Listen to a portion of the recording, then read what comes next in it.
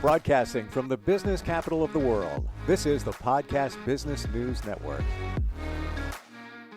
I don't use this word very often. It's almost not in my vocabulary, but I'm going to use it because it applies, I feel.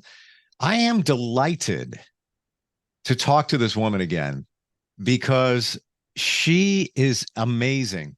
And I really mean that. We make her our PhD Diamond of the Decade.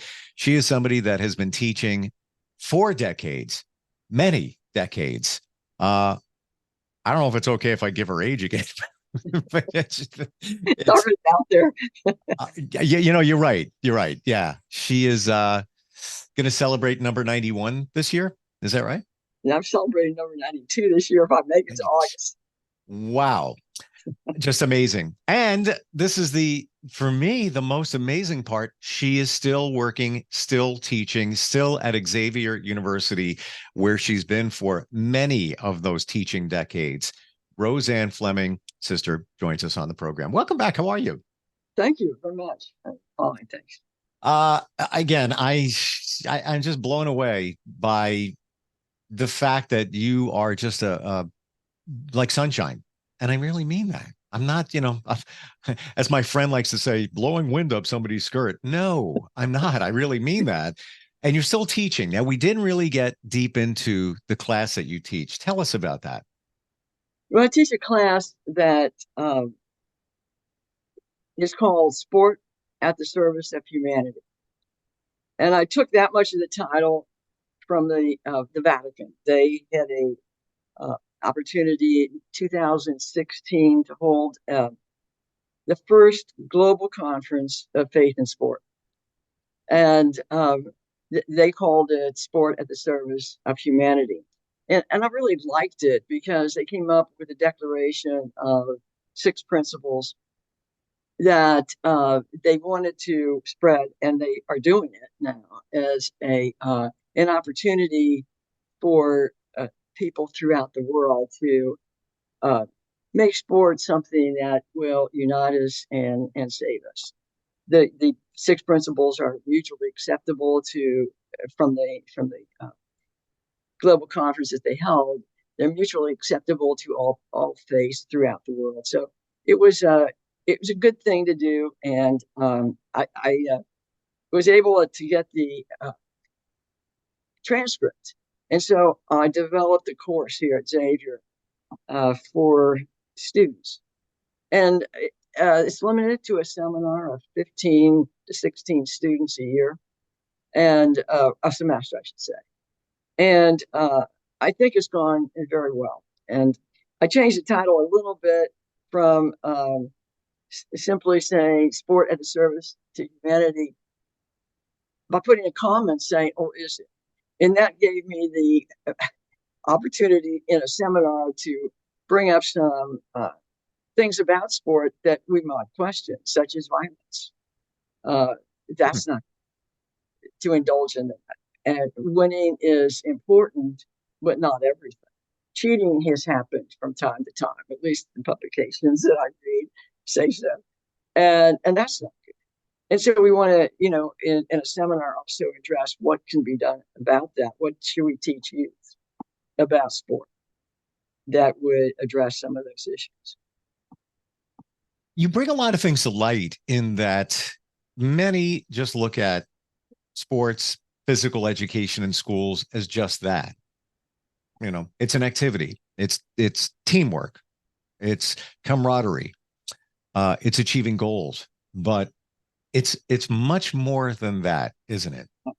Well, it is now, and particularly in the developed countries, and that's one of the other issues that we include in the course. What about people that don't have our facilities, that don't have the trainers there to develop their bodies to be strong?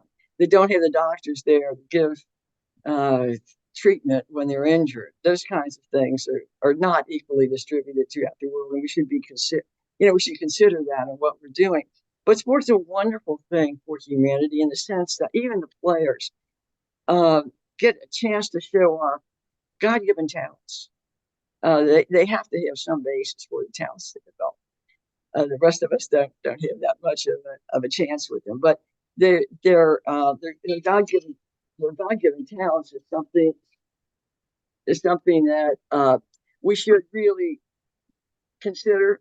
The care they get for their body, the muscular development, the food they eat, the nutrition they have to study and be careful of to become strong and to maintain their strength. All that is a wonderful blessing for every athlete.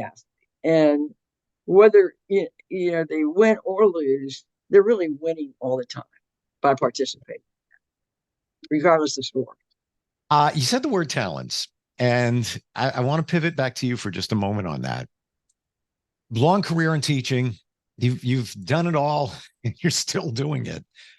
If somebody were to ask you, and just a brief encounter, and they said, Roseanne, what are your talents? What would you say? Well, I like people, and I like to uh, listen to them.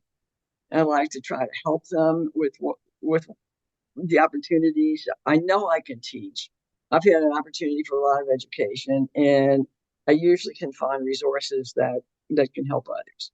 So I like to be in touch with people, and that gives me more energy actually than just studying on my own. I like to share. It's amazing when you think back to all the teachers that we've had, and you get the visual in your mind. And there are some that rise above others. And that doesn't mean the others aren't great teachers. It just resonated with the student at the time. And I can name three right off the top of my head. Mr. Eaton, fifth grade, he encouraged me to be creative. And that's where I started working on the class newspaper. I always wanted to be a cartoonist. And that it opened the door to creative. And that's I was bullied as a kid. And that was a big moment for me. Mr. Nielsen, the art teacher, I had some tough time separation anxiety in school, and he was impactful in helping with that, but he wasn't a softie. And I never forget, always on the board in front of the classroom, today is the first day of the rest of your life. And he lived by that. And then when I got to 11th grade, Mrs. Meyer was painting his big painting, still have it. And it was a farm scene with a rustic barn with the wheatgrass leading your eye to the barn. I just couldn't do the sky. I was trying to do the sky. It wasn't coming out right. And I was like, Mrs. Meyer, can you help me with the sky? She takes the brush. Obviously, it came out great. And she said, you know what you are? You are an underachiever. Well, And yeah. And some would say, ow, coming from a teacher. And sometimes I wrestle with that, but I also think that was the keep pushing forward, of which I believe I have over those years. So I know that you've made similar marks on the students that you've worked with. And at 92, still teaching, I can't imagine how many students that must be. It's just amazing. It's got to make you feel good knowing that you helped shape somebody's future, right? I did. Yeah, I hope I did. I hope you can't, you know, dealing in the human realm, you don't always get vibes of success, but you don't know. You don't know what a student that didn't seem too enthusiastic about the course, didn't seem to do too well on exams, didn't seem too interested in what you were doing. You don't know what comes through really that will on reflection enable him or her to get hold of things and do good things as a result. And I don't need to see those results. I'm glad to see them if they come, but I always pray that God will take care of the results for the other person. I'm glad you said that because I was going to ask this question. You are a member of a religious order, which I want to get to in just a moment. I'm kind of reverse engineering my question because you already went there, so we're there. How do you know there is a God? Now, this is your life, that you're at Xavier University, um, strong faith. How do you know? Well, I'm going to answer the question couple of different ways. One is Sure. it's a gift.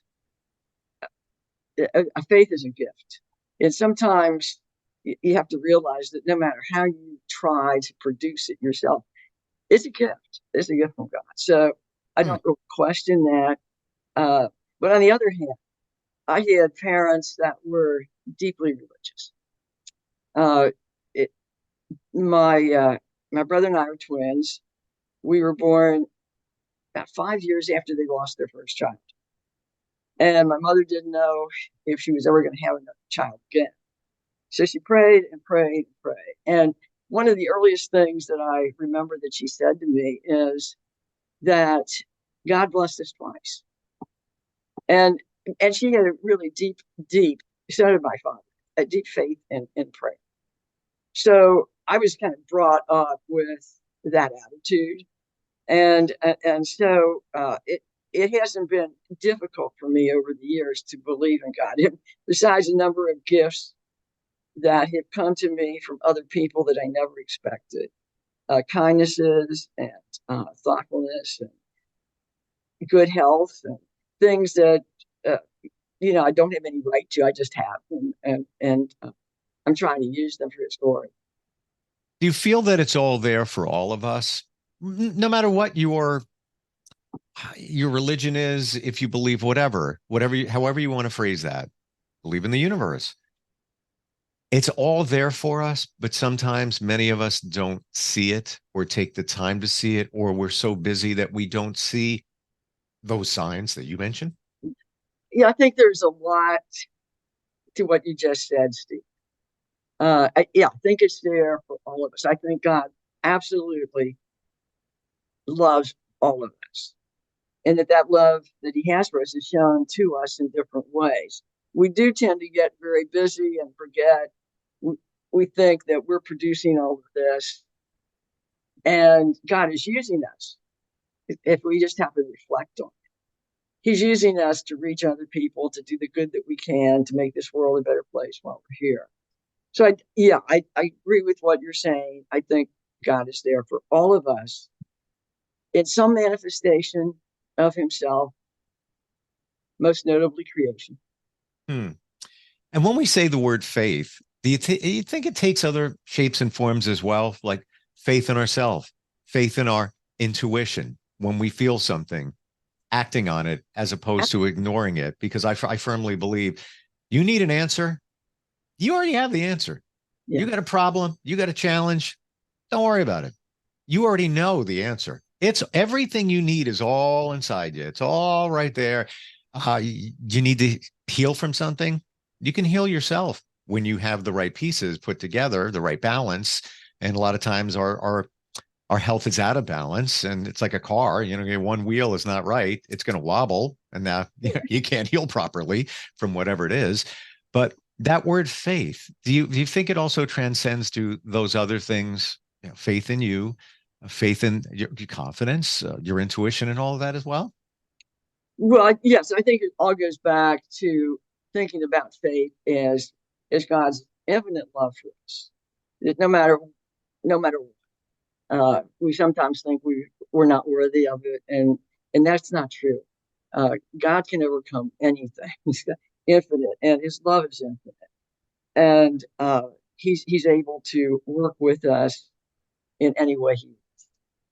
So I think I understand what you're getting at, and so different type of faith. I guess that's where I'm going. It's a different. Yes, you have faith in a God or universe, whatever it is, but also a faith that just in yourself. Well, yes, He has given us all kinds of talents that it's our privilege to use for His glory on this earth. I do want to share. I mentioned this last time, but you had a twin brother. I have a twin sister. My mom's name was Roseanne. It's just bizarre. Yeah, make that stuff up. I think things happen for a reason. Firmly believe. Member of religious order. Tell me about that journey. Well, when I first told my father that I wanted to become a religious, he said no. And my mother had died several years before we had that conversation. And he said, I don't think you're ready. I think you need to mature more. And he said, besides that, I have promised your mother that Was I was that will. was that was that a sign? I don't know what it was, but That's interesting. but he said, I promised your mother that I would make sure that you and your brother got through college. And so he said, I want you to go to college, and we'll talk about this subject when you graduate. I would have been like 21 when I graduated. So I thought, okay, I'll do what he wants. So I loved my father very much, and I knew how much he was missing my mother over the years, and tried to do what I could for him. And I certainly wasn't going to hurt him for putting me through college.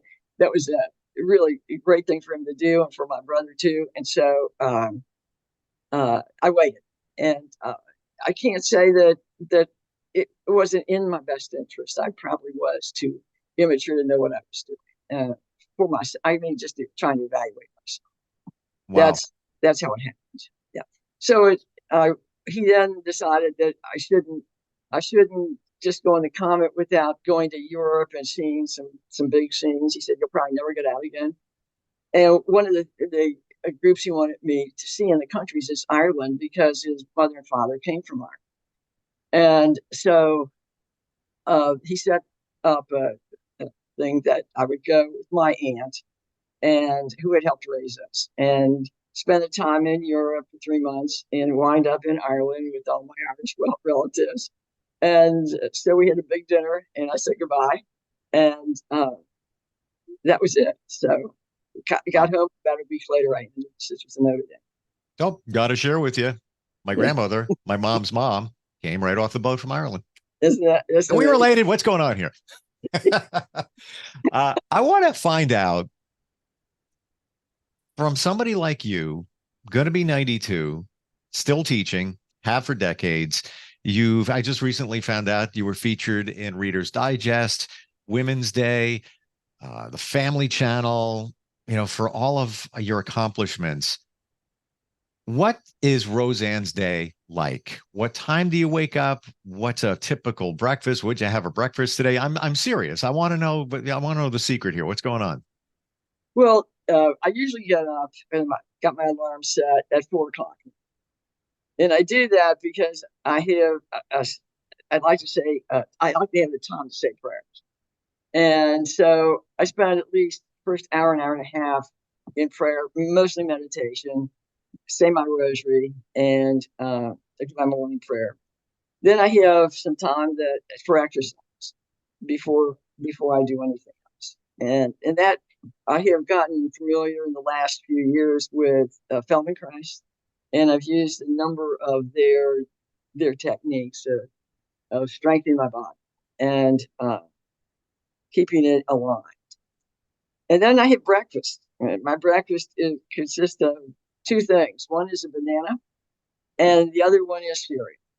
And the cereal is a certain grain. And believe it or not, a friend gives me this every 3 or 4 months. She comes with a great big load of this particular grain, some coconut oil, uh, some flax that I put on it, and heat it in the microwave for 2 minutes and eat it. That's my breakfast. Wow. Those two things, and it takes me through that lunch. It's fine, and so Is is there that anything, and I was wondering about protein, but you said flax and there's yeah, protein in the flax, and I'm sure in yeah. some of the grain. Is there anything that you won't eat? Things that, stay away from this, or stay away from that. Oh no, I mean I can eat about anything. Uh, I've never But had a even problem. personal, just personal choice. Well, I don't take a whole lot of meat, different kinds of meat. If I have an opportunity to have a choice, I'll choose chicken in terms of meat uh, or protein, um, and tuna. I like tuna fish. I like halibut. I like salmon. I will choose those things when I'm at the restaurant, depending upon the restaurant. But if it's not there, it's not there, and I can find something else. Wow. Appreciate that because I'm trying to readjust my diet and get down a healthier road. So it's interesting that the banana, and I have like 5 of them hanging in my kitchen, and they're just starting to get brown. And I look at them, and I got them because my daughter asked for them. Man, they're good. Did you know this, that the glycemic index, how much sugar is in them, changes radically from when they're still a little green to the point where they're getting very brown? Really? No, I didn't know that. Yeah. So if you don't want to have so much sugar, again, it's natural sugar. However, the banana is the highest glycemic index fruit of all. The more it gets brown, the more sugar is in it. So No, well, I didn't realize that. yeah, Yeah. I just learned that. So with your journey, what kind of advice would you give to people if let's face it, long life and you're still thriving? And I admire that. I really mean it. I'm blown away by what you do and how you do it, and you're still doing it. What would you tell people? Well, they're very lucky. I consider myself having been very, very blessed to be able to continue doing what I've been doing for years. I've enjoyed doing it. I'm still enjoying it, but there will come a time, and I don't think we can forget this. There will come a time when we'll be asked to do other things like give it up, and that's okay. I mean, I think we have to realize that it if there comes a time to have to give up teaching, retire, uh, contend with some sufferings, that's all right. That's our call at that time. And if we lean into the whatever it is, the suffering, if that happens to be it, it will work out for our best. And maybe we don't pick those things as ways we can give glory to God, but if that's what He wants at a certain time from us, then the glory be to Him for that, and we just go with it. Hmm. There's your demonstration of faith. Yeah, right. Yeah. And that's the only thing that gets you through it, really. Yeah, I got you on that, Roseanne. And even in my journey, even in the last 3 years, where there's been some changes with that, whether you call it religion, whether you call it faith, whatever you want to call it. And I'm not labeling it, but I say these 2 words. I have a sense of quiet calm. Well, that's wonderful. That's it. Sometimes there's challenges. Let's face it, that's called life. But that it's going to work out. It's going to be all right. Don't worry about it. Because prior to that, all I did was worry about everything. And I'm not good. Well, congratulations. I think you found it. I don't know. I know. Maybe I did. Everybody's a work in progress.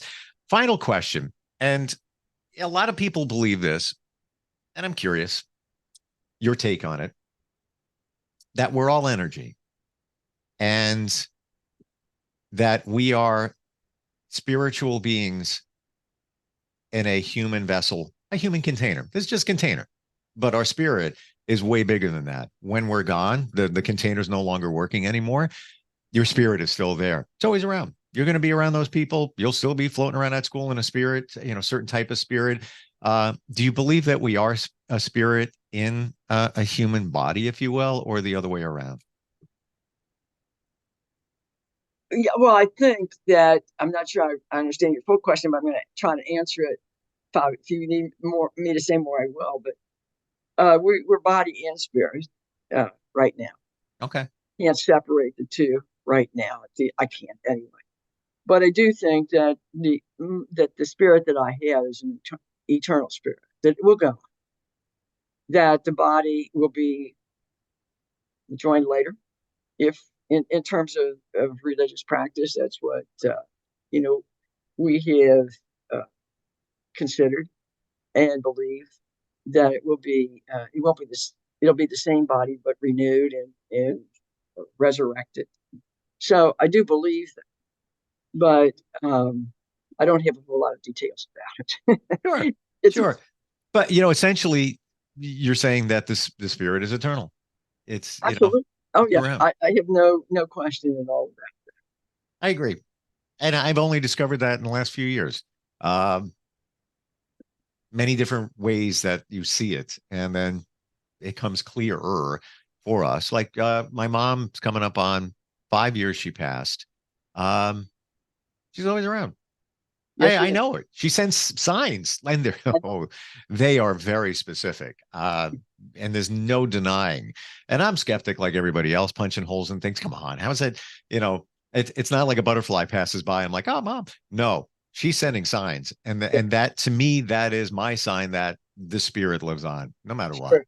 And sometimes when you're quiet, you hear them better. Yes, yeah, you're right. And the kind of what I said before, where having faith, there's all good stuff happening around you, but we're not quiet in our busy lives, social media, technology, all of that to see it, but it's there and it's in you. Right. And you have to claim time. No, I really mean it's in you. Thank you so much for being here again today. If somebody has a question, wants to reach out, wants to, even just reach out to you. Do you have an email address there at Xavier? Yeah, sure. It's Fleming, spelled Fleming. Don't put in 2 M's because it won't work. Fleming at Xavier, Xavier.edu. First 3 letters of education.edu. Again, com doesn't work. Org doesn't work. Gotcha. Fleming Yeah. at Xavier.edu. Yeah, most schools have the .edu. Roseanne, thank you so much for being here. Congrats on being our PhD Diamond of the Decade, and looking forward. Next time we might have a chance to get together. Thank you so much, Steve. It's been a pleasure for me too. Same here. We'll be right back. Are you looking for even more of the podcasts and hosts that you love? The Podcast Business News Network is proud to announce that you now have even more ways to listen live. Check out the MyTuner Radio, online radio box, and Simple Radio apps on iOS and Android, or find us online. Search for Business News Network on mytuner-radio.com, or search Podcast Business News Network on streama.com and onlineradiobox.com/US. Take your podcast on the go and don't miss a minute of the action.